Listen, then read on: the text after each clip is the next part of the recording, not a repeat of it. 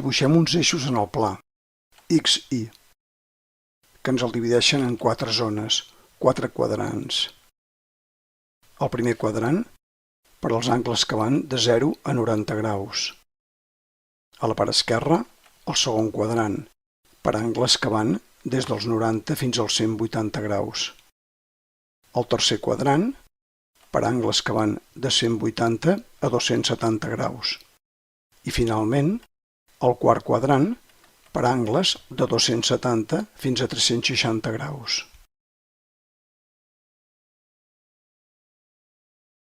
Un angle agut sempre el representarem en el primer quadrant, amb el sentit positiu, amb el sentit antihorari, contrari a les agulles del rellotge.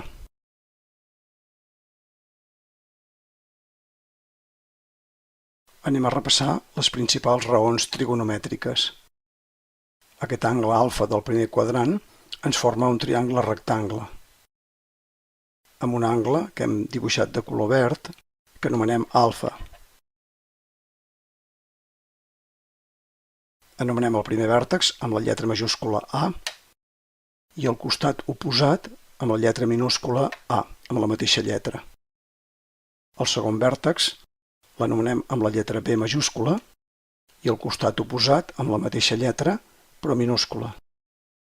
I el tercer amb la C majúscula i el costat oposat amb la C minúscula.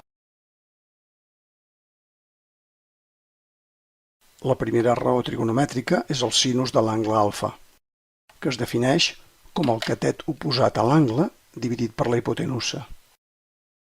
El catet oposat en el nostre dibuix és A i la hipotenusa del triangle és B. Per tant, el sinus de l'angle alfa és A dividit per B. La segona raó trigonomètrica és el cosinus de l'angle alfa. Es defineix com el catet contigu a alfa, el que està al costat, dividit per la hipotenusa. En el nostre dibuix, el catet contigu és C i la hipotenusa, igual que abans, és la B. Per tant, el cosinus de l'angle alfa és C dividit per B.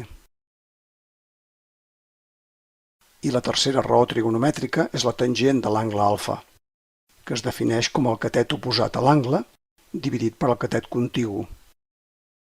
En el dibuix, el catet oposat és A i el catet contigu és C. Per tant, la tangent de l'angle alfa és A dividit per C. Fixem-nos que és el mateix que el sinus de l'angle dividit per el cosinus de l'angle. En el dibuix ho podem veure. A dividit per B, que era el sinus, dividit per C dividit per B, que era el cosinus. Si operem, ens dona A dividit per C, que és el mateix que hem trobat per la tangent de l'angle. Finalment, anem a repassar la fórmula fonamental de la trigonometria. Si sumem el quadrat del sinus d'un angle i el quadrat del cosinus del mateix angle, en el nostre dibuix tindrem A dividit per B al quadrat, que era el sinus, més C dividit per B, que era el nostre cosinus.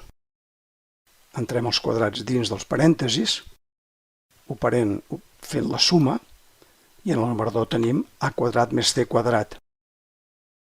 Fixem-nos que si apliquem el teorema de Pitàgores, en el triangle rectangle, que ens diu que el catet al quadrat més el catet al quadrat és igual a la hipotenusa al quadrat.